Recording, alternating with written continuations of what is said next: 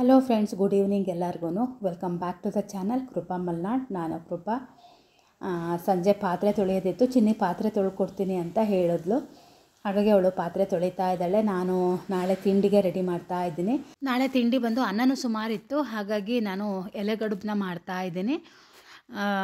ಉದ್ದಿನಬೇಳೆ ಹಾಗೆ ಜೀರಿಗೆ ಕೊತ್ತಂಬರಿ ಎಲ್ಲ ನೆನೆಸಿಟ್ಟಿದ್ದೆ. ನಾನೇ ಮನೇಲೆ ಅಕ್ಕಿ ರವೆ ಮಾಡಿಕೊಂಡು ಮಾಡ್ತಾಯಿದ್ದೀನಿ. ಈ ಕಡುಬಿಗೆ ಏನಂದರೆ ಹೊರಗಡೆ ಇಡ್ಲಿ ರವೆ ಬರುತ್ತೆ ಗೊತ್ತಾ, ಅದು ಹಾಕಿದ್ರೆ ಚೆನ್ನಾಗಾಗಲ್ಲ. ಮನೇಲೇ ಮಾಡಿರೋ ರವೆ ಹಾಕಿದ್ರೆ ಚೆನ್ನಾಗಿ ಬರುತ್ತೆ. ಆ ರವೆ ಹಾಕಿದ್ರೆ ತುಂಬ ಮೆತ್ತಗಾಗ್ಬಿಡುತ್ತೆ ಕಡುಬು. ಹಾಗಾಗಿ ಈ ಥರ ಕಡುಬು ಎಲ್ಲ ಮಾಡಬೇಕಾದ್ರೆ ಇದು ಸ್ವಲ್ಪ ಕೊಟ್ಟೆ ಕಡುಬಿನ ಥರನೇ, ಅದರ ಮಿನಿಯೇಚರ್ ಅಂತ ಹೇಳ್ಬೋದು. ಇದೇ ಥರ ಇರುತ್ತೆ ಹಿಟ್ಟು, ಆದರೆ ಇಂಗ್ಲು ಮಾಡ್ತಾರೆ ಕೊಟ್ಟೆ ಕಡುಬಿಗೆ.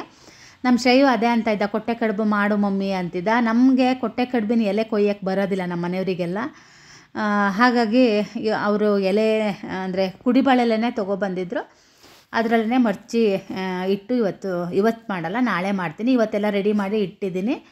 ನಾಳೆ ಬೆಳಗ್ಗೆ ಎದ್ದು ಕಡುಬನ್ನ ಕಟ್ಟೋದು ಅಂತ. ಮನೇಲಿ ತುಂಬ ಜನ ಇದ್ದಾಗ ಈ ಥರದ್ದೆಲ್ಲ ಕಡುಬು ಮಾಡಿಕೊಂಡ್ರೆ ನಮಗೆ ಈಸಿ ಆಗುತ್ತೆ.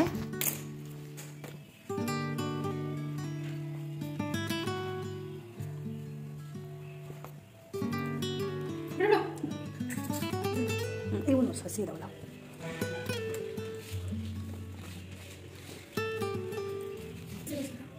ಎರಡು ವರ್ಷ ಬಿಡಲ್ಲ, ಒಂದು ವರ್ಷ ಆಗ್ತಲ್ಲ. ಬಾಳೆ ಎಲೆನ ಕನಸಿ ಈ ಥರ ಒರೆಸಿ ಹಿಂದಿನ ದಿನವೇ ಇಟ್ಕೊತಾ ಇದ್ದೀನಿ, ಬೆಳಗ್ಗೆ ನನಗೆ ಆಗೋದಿಲ್ಲ ಅಂತ. ಶ್ರೇಯು ಸಂಜೆ ಆಯಿತು ಏನಾದರೂ ತಿನ್ನೋದಕ್ಕೆ ಕೊಡು ಅಂತ ಹೇಳ್ದ. ಏನೂ ತಿನ್ನೋದಕ್ಕೆ ಇರಲಿಲ್ಲ. ಮಂಡಕ್ಕಿ ಕೂಡ ಖಾಲಿ ಆಗಿತ್ತು. ಹೋಗಿ ತೊಗೊಂಡು ಬಂದೆ, ಬೇಕಾದ್ರೆ ಆಮೇಲೆ ತರ್ತೀನಿ, ನನಗೆ ಈಗ ಹಪ್ಪಳನ ಮೆತ್ತಗೆ ಮಾಡಿ ಕೊಡು ಅಂದ. ಹಾಗಾಗಿ ಅದನ್ನು ಮೆತ್ತಗೆ ಮಾಡ್ತಾ ಇದ್ದೀನಿ. ಗುಡ್ ಮಾರ್ನಿಂಗ್ ಎಲ್ಲರಿಗೂ.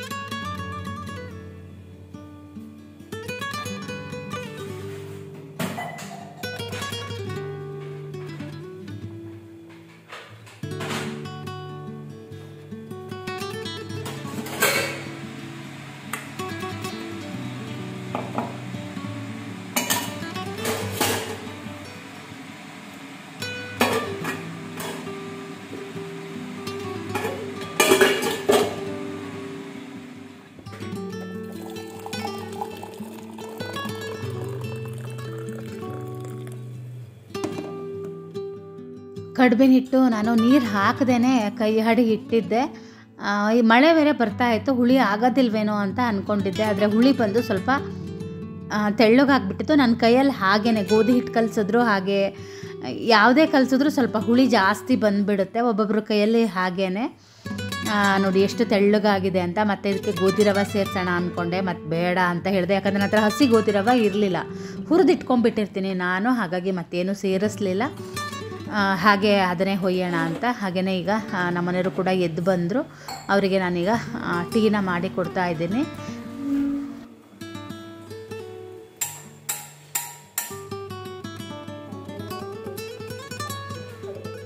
ಕಾಯಿ ಒಂದು ಹೊಡ್ಕೊಡ್ರಿ.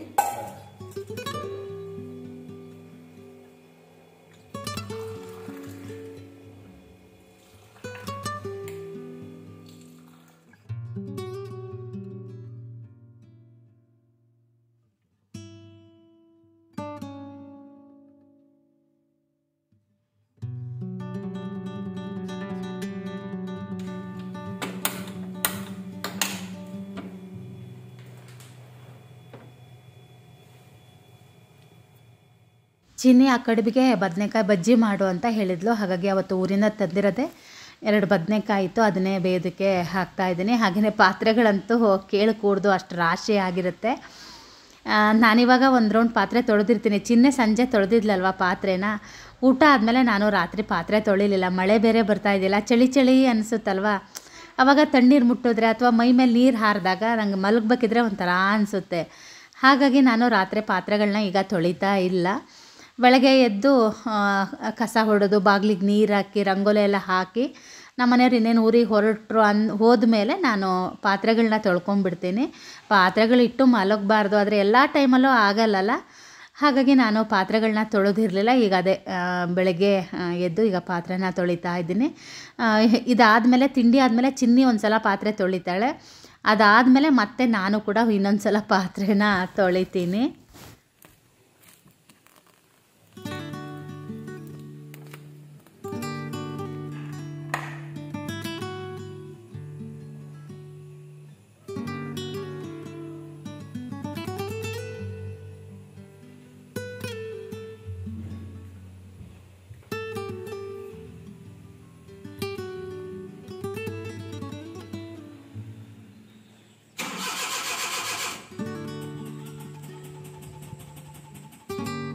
ನಮ್ಮ ಮನೆಯವರು ದಿನ ಬೇಗ ಊರಿಗೆ ಹೋಗ್ತಾರೆ. ಇವತ್ತು ನೋಡಿ ಎಷ್ಟು ಲೇಟಾಗಿ ಹೋಗ್ತಾ ಇದ್ದಾರೆ ಅಂತ.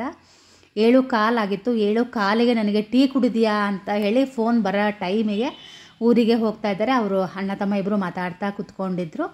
ಹಾಗಾಗಿ ಅವರು ಲೇಟಾಗಿ ಹೋದರು. ಇವತ್ತು ಹರೀಶ ಹೋಗಲಿಲ್ಲ ಊರಿಗೆ, ಯಾಕಂದರೆ ಇವತ್ತು ಸಿಸ್ಟರು ಬರ್ತಾ ಇದ್ದಾಳೆ, ಹಾಗೆಯೇ ಅವ್ರ ಮಗ ಕೂಡ ಬರ್ತಾ ಇದ್ದಾನೆ. ಹಾಗಾಗಿ ಕರ್ಕೊಂಬರೋದಕ್ಕೆ ಶಿವಮೊಗ್ಗ ಹೋಗಬೇಕಾಗಿತ್ತು. ಅದಕ್ಕೆ ಅವನು ಬೇಗ ತಿಂಡಿ ತಿಂದು ಬೇಗ ಹೋಗಿ ಕರ್ಕೊಂಡು ಬರ್ತೀನಿ ಅಂತ ಹೇಳ್ದೆ. ಹಾಗಾಗಿ ನಾನು ಕೂಡ ಬೇಗ ತಿಂಡಿ ಮಾಡ್ತಾಯಿದ್ದೀನಿ. ಆದರೂ ಈ ಎಲೆಗಡುಬು ಏನು ಗೊತ್ತಾ, ಬೇಯೋದು ಲೇಟ್ ಆಗಿಬಿಡುತ್ತೆ. ಹಾಗಾಗಿ ನಾನು ಬೆಳಗ್ಗೆನೇ ಪಾತ್ರೆ ತೊಳೆಯೋದಕ್ಕಿಂತ ಮುಂಚೆನೇ ಮಾಡಬೇಕು ಅಂದರೆ ಇಟ್ಟಿದ್ರೆ ಸರಿ ಆಗ್ತಾಯಿತ್ತು. ನಾನು ಪಾತ್ರೆ ಎಲ್ಲ ನೋಡಿದೆ ಅಲ್ಲ, ನಂಗೆ ಪಾತ್ರೆ ಇದ್ದರೆ ಅದು ತೊಳೆಯೋ ತನಕ ಒಂಥರ ಸಮಾಧಾನ ಅನಿಸೋದಿಲ್ಲ. ಹಾಗಾಗಿ ಅತ್ಲಕ್ಕೆ ಪಾತ್ರೆ ತೊಳೆದ್ಬಿಟ್ಟೇ ಕಡುಬನ್ನ ಬೇಯಕ್ಕಿಡೋಣ ಅಂತ ಈಗ ಕಡುಬನ್ನ ಕಟ್ತಾ ಇದ್ದೀನಿ. ಇದು ಕಮ್ಮಿ ಅಂದರೆ 1 ಗಂಟೆ ಚೆನ್ನಾಗಿ ಬೇಯಬೇಕು. ಅದು ಗ್ಯಾಸ್ ಮೇಲಾದರೆ ಅಷ್ಟು ಚೆನ್ನಾಗಿ ಅನಿಸಲ್ಲ. ಕಟ್ಟಿಗೆ ಒಲೆಯಲ್ಲಾದರೆ ತುಂಬ ಚೆನ್ನಾಗಿ ಬೇಯುತ್ತೆ, ಉರಿ ಚೆನ್ನಾಗಿರುತ್ತಲ್ವ. ಇದಕ್ಕೆಲ್ಲ ಉರಿ ಚೆನ್ನಾಗಿದ್ದರೆ ಚೆನ್ನಾಗಿರುತ್ತೆ. ಹಾಗಾಗೇ ನಾನು ಕೊಟ್ಟೆ ಕಡುಬು ಮಾಡೋಕ್ಕೆ ಅಷ್ಟು ಇಷ್ಟಪಡೋದಿಲ್ಲ. ಅವೆಲ್ಲ ಏನಂದರೆ ಒಲೆಯಲ್ಲಿ ಬೆಂದ್ರೇ ಚೆನ್ನಾಗಿ, ನಾವು ಎಷ್ಟು ಗ್ಯಾಸಲ್ಲಿ ಬೇಯಿಸಿದ್ರು ಅಷ್ಟು ಚೆನ್ನಾಗಿ ಬೇಯುತ್ತೆ ಅಂತ ನಮಗೆ ಅನಿಸೋದಿಲ್ಲ. ಕಡುಬನ್ನ ನಾನು ಹಿಂಗೆ ಕಟ್ಟೋದು ಅಂತ ನನಗೆ ಒಂದು ಸಲ ಕನ್ಫ್ಯೂಸ್ ಆಗ್ತಾಯಿತ್ತು. ಉಲ್ಟನೇ ಕಟ್ತಾರೆ, ಯಾಕಂದರೆ ಅದರಲ್ಲಿ ಅದು ಡಿಸೈನು ಚೆನ್ನಾಗಿ ಬರುತ್ತೆ ಅಂತ. ನಾನು ಯಾವತ್ತೂ ಹಂಗೆ ಕಟ್ಟಿಲ್ಲ. ನನಗೆ ಒಂದು ಸಲ ಕನ್ಫ್ಯೂಸ್ ಆಯ್ತು, ಹಿಂಗೆ ಕಟ್ಟೋದು ಅಂತ. ಅದಕ್ಕೆ ಇಟ್ಟಿಟ್ಟು ನೋಡ್ತಾ ಇದ್ದೀನಿ. ನಾನು ನೆನ್ನೆನೇ ಒಂದು ಸ್ವಲ್ಪ ಎಲ್ಲ ರೆಡಿ ಮಾಡ್ಕೊಂಡಿದ್ದಕ್ಕೆ ನನಗೆ ಇವತ್ತು ಈಸಿ ಅನ್ನಿಸ್ತು.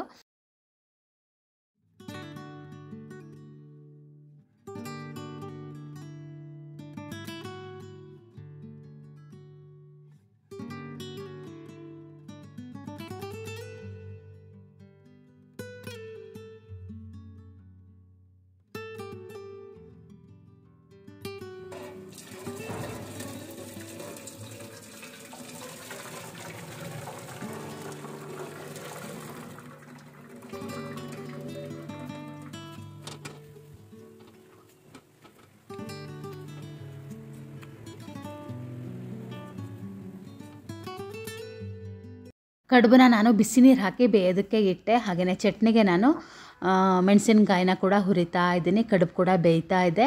ಅದು ಬೇಯಬೇಕಿದ್ರೇ ಇಡೀ ಮನೆಯೆಲ್ಲ ಘಮ ಘಮ ಅನ್ನುತ್ತೆ. ಹಳೆ ಕಾಯಿ ಒಂದು ಸ್ವಲ್ಪ ಇತ್ತು, ಆದರೆ ಈ ಕಡುಬಿಗೆಲ್ಲ ಚಟ್ನಿ ಸ್ವಲ್ಪ ಜಾಸ್ತಿ ಬೇಕಲ್ವ. ಹಾಗಾಗಿ ಸ್ವಲ್ಪ ಕಾಯಿನೂ ಕೂಡ ಜಾಸ್ತಿನೇ ತುರಿದು ಇಟ್ಕೊತಾ ಇದ್ದೀನಿ.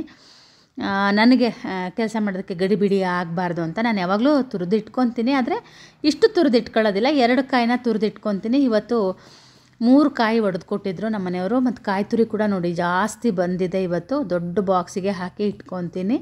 ಆಮೇಲೆ ಈ ಕಡುಬಿಗೆ ಚಟ್ನಿ ರುಬ್ತೀವಲ್ವ, ಇದಕ್ಕೆ ಒಗ್ಗರಣೆ ಹಾಕಬಾರ್ದು. ನಾನು ಯಾವಾಗಲೂ ದೋಸೆಗೆ ಮತ್ತು ಯಾವುದಕ್ಕೆ ಇಡ್ಲಿಗೆ, ಪಡ್ಡಿಗೆ ಅದು 3 ಮಾಡಿದಾಗ ಮಾತ್ರ ಕಾಯಿ ಚಟ್ನಿಗೆ ಒಗ್ಗರಣೆ ಹಾಕ್ತೀನಿ. ಬಾಕಿ ಯಾವುದಕ್ಕೂ ನಾನು ಹಾಕೋದಿಲ್ಲ. ಹಾಗೆಯೇ ಶ್ರೇಯುಗೆ ಹುರುಳಿ ಸಾರು ಮಾಡ್ತಾ ಇದ್ದೀನಿ. ಶ್ರೇಯು ಹೇಳಿದ ನೆನ್ನೆ ನನಗೆ ಹುರುಳಿ ಸಾರು ತುಂಬ ಮಾಡಿಡು ಮಮ್ಮಿ ಅಂತ ಹೇಳಿ. ಹಾಗಾಗಿ ನಾನು ಒಂದು ಅರ್ಧ kg ಹುರುಳಿನ ನೆನೆಸಿ ರಾತ್ರಿಯೇ ಬೇಯಿಸಿ ಇಟ್ಟಿದ್ದೆ. ಅದು ರಾತ್ರಿ ಬೇಯಿಸಿಟ್ರೆ ಕಟ್ಟು ದಪ್ಪ ಬರುತ್ತೆ. ಹಾಗಾಗಿ ರಾತ್ರಿಯೇ ಬೇಯಿಸಿ ಇಟ್ಟಿದ್ದೆ. ಮತ್ತು ಸ್ವಲ್ಪ ಉಪ್ಪು ಹಾಕಿ ಬೇಯಿಸಬೇಕು.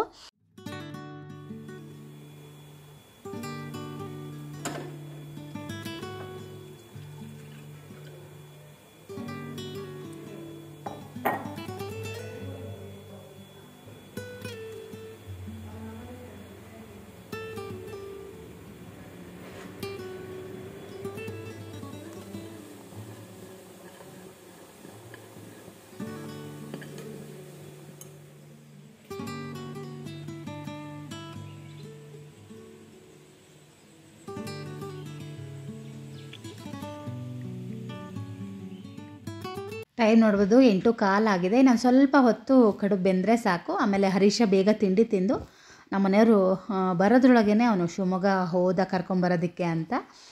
ನಾನು ಹುರುಳಿ ಸಾರಿಗೆ ಕೂಡ ಒಗ್ಗರಣೆನ ಮಾಡಿ ಒಗ್ಗರಣೆ ಕೂಡ ಹಾಕ್ತಾ ಇದ್ದೀನಿ. ಹಾಗೆಯೇ ಸಾಂಬಾರು ಏನು ಮಾಡೋದು ಅಂತ ಇನ್ನೂ ಯೋಚನೆ ಮಾಡಿಲ್ಲ. ಫ್ರಿಜ್ಜು ತೆಗೆದು ನೋಡಬೇಕು. ಯಾಕಂದರೆ ಮಧ್ಯಾಹ್ನ ತುಂಬ ಜನ ಆಗ್ತೀವಲ್ವ ಊಟಕ್ಕೆ. ಹಾಗಾಗಿ ಅಷ್ಟು ತರಕಾರಿ ಏನೂ ಇಲ್ಲ, ಸೊಪ್ಪಿದೆ. ಸೊಪ್ಪಿನ ಸಾರೇ ಮಾಡಲಾ ಅಂತ ಯೋಚನೆ ಮಾಡ್ತಾಯಿದ್ದೀನಿ. ಹಾಗೆಯೇ ಏನಾದರೂ ಸ್ವೀಟ್ ಕೂಡ ಮಾಡೋಣ ಅಂತ. ಶ್ರೇಯು ಈಗ ತಿಂಡಿಗೆ ಬಂದ. ಸ್ವಲ್ಪ ತಣ್ಣಗಾಗಿಬಿಟ್ಟಿತ್ತು ಕಡುಬು. ನಾನು ಸಣ್ಣ ಉರಿ ಮಾಡಿ ಆಮೇಲೆ ಸ್ವಲ್ಪ ಹೊತ್ತು ಬೇಯಿಸಿದೆ. ಯಾಕಂದರೆ ಶ್ರೇಯು ಎಲ್ಲ ತಿಂಡಿಗೆ ಬಂದಾಗ 9 ಗಂಟೆ ಆಗಿತ್ತು. ಅವನು ಬೆಳಗ್ಗೆ ಎದ್ದವನು ಆಟ ಆಡೋದಕ್ಕೆ ಕೂಡ ಹೋಗಿದ್ದ. ಈಗ ಬಂದಿದ್ದಾನೆ. ನಮ್ಮ ಮನೆಯವರು ಕೂಡ ಇನ್ನೂ ಬಂದಿಲ್ಲ. ಚಿನ್ನಿನೂ ಕೂಡ ಇನ್ನೂ ಎದ್ದಿಲ್ಲ. ಬದನೆಕಾಯಿ ಬಜ್ಜಿಗೆಲ್ಲ ರೆಡಿ ಮಾಡಿ ಇಟ್ಟಿದ್ದೀನಿ. ನಾನು ಬದನೆಕಾಯಿ ಬಜ್ಜಿ ಕೂಡ ಮಾಡಿಲ್ಲ. ಚಿನ್ನಿಗೆ ಇವತ್ತು ಎಲ್ಲ ಹೆಚ್ಚಿ ಎಲ್ಲ ರೆಡಿ ಮಾಡಿ ಇಟ್ಟಿದ್ದೆ. ಚಿನ್ನಿಗೆ ಬದನೆಕಾಯಿ ಬಜ್ಜಿ ಮಾಡು ಅಂತ ಹೇಳಿದೆ. ಅವಳು ಬರೀ ಮೊಸರು ಹಾಕಿ ಕೈಯಾಡಿದ್ದಾಳೆ. ಅದು ಸ್ವಲ್ಪ ಹಾಲು ಹಾಕಬೇಕು, ಅವಳೇ ಮರ್ತು ಬಿಟ್ಟಿದ್ದಾಳೆ. ಹಾಗಾಗಿ ನಮ್ಮ ಮನೆಯವರು ಆ ಬಜ್ಜಿ ತಿನ್ನಲೇ ಇಲ್ಲ. ಹುಳಿ ಹುಳಿ ಆಗಿತ್ತು ಅಂತ ಹೇಳಿ ತಿನ್ನಲೇ ಇಲ್ಲ. ಹಾಗೆಯೇ ಮೋಸಂಬಿ ಹಣ್ಣಿತ್ತು, ಚಿನ್ನಿಗೆ ಮೋಸಂಬಿ ಹಣ್ಣು ಬಿಡಿಸ್ಕೊಡು ಅಂತ ಹೇಳಿದೆ. ಅವರಿಬ್ಬರಿಗೂ ಮೋಸಂಬಿ ಹಣ್ಣಿನ ಜ್ಯೂಸನ್ನ ಮಾಡಿಕೊಟ್ಟೆ. ಇವಾಗಂತೂ ಏನೂ ಮಾಡಿಕೊಡ್ತಾನೆ ಇಲ್ಲ ಶ್ರೇಯುಗೆ. ಇಲ್ಲಾಂದರೆ ದಿನ ತಿಂಡಿ ತಿನ್ನಬೇಕಿದ್ರೆ ಏನಾದರೂ ಒಂದು ಮಾಡಿಕೊಡ್ತಿದ್ದೆ. ನಾವು ಕೂಡ ಏನಾದರೂ ಒಂದು ತಿಂತಿದ್ವಿ. ಈಗ ಅದನ್ನು ಬಿಟ್ಬಿಟ್ಟಿದ್ದೀವಿ ನಾವು. ಹಾಗೆಯೇ ಈಗ ನಮ್ಮ ಟೈಮ್ ತಿಂಡಿ ತಿನ್ನೋ ಟೈಮ್. ಬಿಸಿ ಬಿಸಿ ಕಡುಬು, ಕಾಯಿ ಚಟ್ನಿ, ಹಾಗೆ ಬದನೆಕಾಯಿ ಬಜ್ಜಿ. ಶ್ರೇಯು ಖಾರ ಚಟ್ನಿ ಹಾಕ್ಕೊಂಡಿದ್ದ, ಆಮೇಲೆ ಬೇಡ ಅಂದಿದ್ದ. ಅದನ್ನೇ ನಾನು ಒಂಚೂರು ಹಾಕ್ಕೊಂಡೆ. ಖಾರ ಚಟ್ನಿ ಬೆಣ್ಣೆ ಕೂಡ ತುಂಬ ಚೆನ್ನಾಗಾಗುತ್ತೆ ಈ ಕಡುಬಿಗೆ. ಶ್ರೇಯಿಗೂ ಜಾಮೂನ್ ಇಷ್ಟ, ಹಾಗೆಯೇ ಧ್ಯಾನ್ಗೆ ಕೂಡ ಜಾಮೂನ್ ಇಷ್ಟ. ಅಂದರೆ ನನ್ನ ಮೈದನ ಮಗಂಗೂ. ಅದಕ್ಕೇ ಜಾಮೂನ್ ಮಾಡೋಣ ಅಂತ ಹೋದ ಸಲ ನಾನು ಜಾಮೂನ್ ಮಾಡೋಣ ಅಂತ ಜಾಮೂನ್ ಪ್ಯಾಕೆಟ್ ತರೋದಕ್ಕೆ ಅಂತ ಹೋಗಿ ಶಾವಿಗೆ ಪ್ಯಾಕೆಟ್ ತೊಗೊಂಡು ಬಂದು ಶಾವಿಗೆ ಪಾಯಸ ಮಾಡಿದ್ದೆ. ನಂಗೆ ಇವತ್ತು ಅದೇ ನೆನಪಾಗಿತ್ತು. ಶ್ರೇಯು ಬಂದಿದ್ದಾನೆ ಅಂದರೆ ನಾನು ಯಾವಾಗಲೂ ಸ್ವಲ್ಪ ಜಾಮೂನ್ ಮಾಡ್ತಿರ್ತೀನಿ. ಅವನಿಗೆ ತುಂಬ ಇಷ್ಟ ಅದು. ಹಾಗಾಗಿ ನಾನು ದೊಡ್ಡ ಪ್ಯಾಕೆಟ್ ತರೋದಿಲ್ಲ, ಸಣ್ಣ ಸಣ್ಣದು ತಂದ್ಕೊತೀನಿ. ಎಷ್ಟು ಬೇಕೋ ಅಷ್ಟನ್ನು ಮಾಡ್ತೀನಿ. ಹಾಗೆಯೇ ಜಾಮೂನು ಪೌಡ್ರಿಗೆ ನಾನು ಹಾಲು ಹಾಕಿ ಕಲಿಸ್ತಾ ಇದ್ದೀನಿ. ನೀವು ಜಾಮೂನು ಮಾಡಬೇಕಿದ್ರೆ ಹಾಲು ಹಾಕಿ ಕಲಸಿ, ತುಂಬಾ ಚೆನ್ನಾಗಾಗುತ್ತೆ. ಹಾಗೆಯೇ ಒಂದು ಟಿಪ್ಸ್ನ ಕೂಡ ನಿಮಗೆ ಹೇಳ್ತೀನಿ. ಜಾಮೂನು ಏನಾದರೂ ಹಿಟ್ಟು ಸ್ವಲ್ಪ ತೆಳ್ಳಗಾಯಿತು ಅಂದರೆ ಇದು ಮಿಲ್ಕ್ ಪೌಡ್ರ್ ಇರುತ್ತೆ ಗೊತ್ತಾ, ಅದನ್ನು ಹಾಕಿ. ಮೈದಾ ಹಾಕಬೇಡಿ, ಮಿಲ್ಕ್ ಪೌಡ್ರನ್ನ ಹಾಕಿ ಕೈ ಆಡಿ, ಆವಾಗ ಚೆನ್ನಾಗಾಗುತ್ತೆ. ಹಾಗೆಯೇ ಆ ಕಡೆ ಸಕ್ಕರೆ ಪಾಕ ಕೂಡ ಮಾಡೋದಕ್ಕೆ ಅಂತ ಇಟ್ಟಿದ್ದೀನಿ. ಶ್ರೇಯಿಗೆ ತುಂಬ ಸಕ್ಕರೆ ಪಾಕ ಆದರೆ ಇಷ್ಟ ಆಗೋದಿಲ್ಲ. ಆದರೆ ಇವತ್ತು ಎಲ್ಲರಿಗೂ ಸೇರಿ ಮಾಡ್ತಾ ಇರೋದ್ರಿಂದ ನಾನು ಸ್ವಲ್ಪ ಜಾಸ್ತಿನೇ ಸಕ್ಕರೆ ಪಾಕನ ಮಾಡ್ತಾಯಿದ್ದೀನಿ. ಆದರೆ ಸಕ್ಕರೆ ಪಾಕ ಯಾರೂ ತಿನ್ನಲಿಲ್ಲ. ಅವರು ಅಲ್ಲಿಂದ ಎಲ್ಲ ಬಂದು ಒಂಥರ ಸುಸ್ತಾಗಿರ್ತಾರಲ್ವ. ಊಟ ತಿಂಡಿ ಕೂಡ ಇಲ್ಲಿಗೆ ಹೊಂದ್ಕೊಳ್ಳೋದಕ್ಕೆ ತುಂಬ ಟೈಮ್ ಆಗುತ್ತೆ. ಊಟ ತಿಂಡಿ ಚೆನ್ನಾಗಿ ಮಾಡ್ತಾನೆ ಇಲ್ಲ ಯಾರೂ. ನಮ್ಮಲ್ಲಿ ಸ್ವೀಟೆಲ್ಲ ಯಾರು ತುಂಬ ಕಮ್ಮಿ ಇಷ್ಟಪಟ್ಟು ತಿನ್ನೋದು. ಹಾಗಾಗಿ ನಾನು ಜೊತೆಗೆ ಸ್ವಲ್ಪ ಜಾಮೂನೇ ಮಾಡಿಬಿಡೋಣ ಅಂತ ಮಾಡ್ತಾ ಇದ್ದೀನಿ. ಆ ಕಡೆ ಪಾಕ ಮಾಡೋದಕ್ಕೆ ಇಟ್ಟಿದ್ದೀನಿ. ನಾನು ಎಳೆ ಪಾಕ ಆ ಥರ ಏನೂ ಮಾಡೋದಿಲ್ಲ. ಜಸ್ಟು ಅದು ಸಕ್ಕರೆ ಎಲ್ಲ ಕರಗಿ ಒಂದು 5 ನಿಮಿಷ ಸಣ್ಣ ಉರಿಲಿ ಕುದಿಸ್ತೀನಿ ಅಷ್ಟೇ. ನನಗೆ ತುಂಬ ಪಾಕ ಎಲ್ಲ ಬಂದು ತುಂಬ ಸ್ವೀಟ್ ಆದರೆ ಅಷ್ಟು ಇಷ್ಟ ಆಗೋಲ್ಲ. ಹಾಗಾಗಿ ನಾನು ಆ ಥರ ಮಾಡೋದಿಲ್ಲ. ಹಾಗೆ ಚಿನ್ನಿ ಪಾತ್ರೆ ತೊಳಿತೀನಿ ಅಂತ ಪಾತ್ರೆ ತೊಳಿತಾ ಇದ್ದಾಳೆ. ನಾನು ಕೂಡ ಅಡುಗೆ ಮನೆ ಎಲ್ಲ ಕ್ಲೀನ್ ಮಾಡ್ಕೊತಾ ಇದ್ದೀನಿ. ಅಂದರೆ ಅವ್ರು ಬರೋದ್ರೊಳಗೆ ಬೇಗ ಕೆಲಸ ಮುಗಿಸ್ಕೊಬಿಡೋಣ ಅಂತ. 12:30 ಬರ್ತೀನಿ ಅಂತ ಹೇಳಿದ್ರು. 12:30ಗೆ ಅವರು ಕೂಡ ಬಂದರು. ಹಾಗಾಗಿನೇ ಇಷ್ಟೆಲ್ಲ ಅಡುಗೆನ ಮಾಡ್ತಾಯಿದ್ದೀನಿ ಇವತ್ತು. ನಮ್ಮ ಮನೆಯವರು ಕೂಡ ಇನ್ನೂ ಊರಿಗೆ ಹೋಗಿಲ್ಲ, ಸ್ವಲ್ಪ ಲೇಟಾಗೇ ಹೋಗ್ತೀನಿ ಅಂತ ಹೇಳಿದ್ರು. ನಮ್ಮ ಸಿಂಹಂಗೆ ಊಟ ಹಾಕಿಲ್ಲ ನೋಡಿ, ಅವನು ಎಲ್ಲಿ ಬಂದು ಕೂತ್ಕೊಂಡಿದ್ದಾನೆ ಅಂತ. ನಮ್ಮ ಮನೆಯವರು ಮರ್ತು ಬಿಟ್ಟಿದ್ದಾರೆ ಇವತ್ತು. ಹಾಗಾಗಿ ಅವನೇ ಒಳಗೆ ಬಂದು ಕೂತ್ಕೊಂಡಿದ್ದಾನೆ. ನಾವು ಅವನನ್ನು ಈಗ ಒಳಗೆ ಸೇರಿಸ್ತಾ ಇಲ್ಲ, ಯಾಕಂದರೆ ಒಳಗೆ ತುಂಬ ಗಲೀಜು ಮಾಡಿಬಿಡ್ತಾನಲ್ಲ. ಹಾಗಾಗಿ ಯಾರಾದರೂ ಬಂದಾಗೆಲ್ಲ ಒಂಥರ ಅನಿಸುತ್ತಲ್ವ. ಹಾಗಾಗಿ ನಾವು ಅವನನ್ನು ಒಳಗೆ ಸೇರಿಸ್ತಾ ಇಲ್ಲ. ಅವನು ಯಾವುದೋ ಮಾಯದಲ್ಲಿ ಓಡಿ ಬಂದು ಒಳಗೆ ಕುತ್ಕೊಬಿಟ್ಟಿದ್ದಾನೆ. ಒಂದು 10 ನಿಮಿಷ ನಾನು ಕಲಸಿ ಇಟ್ಟಿದ್ದೆ. ಮತ್ತು ಇದನ್ನು ತುಂಬ ನಾದಿ ಕಲಿಸಬಾರ್ದು, ಸುಮ್ಮನೆ ತುದಿ ಬೆರಳಲ್ಲಿ ಕಲಸಿ ಇಟ್ಟರೆ ಸಾಕು. ಫಸ್ಟು ನಾನು ಈ ಥರ ಸಣ್ಣ ಸಣ್ಣ ಉಂಡೆಗಳನ್ನ ಮಾಡ್ಕೊತೀನಿ.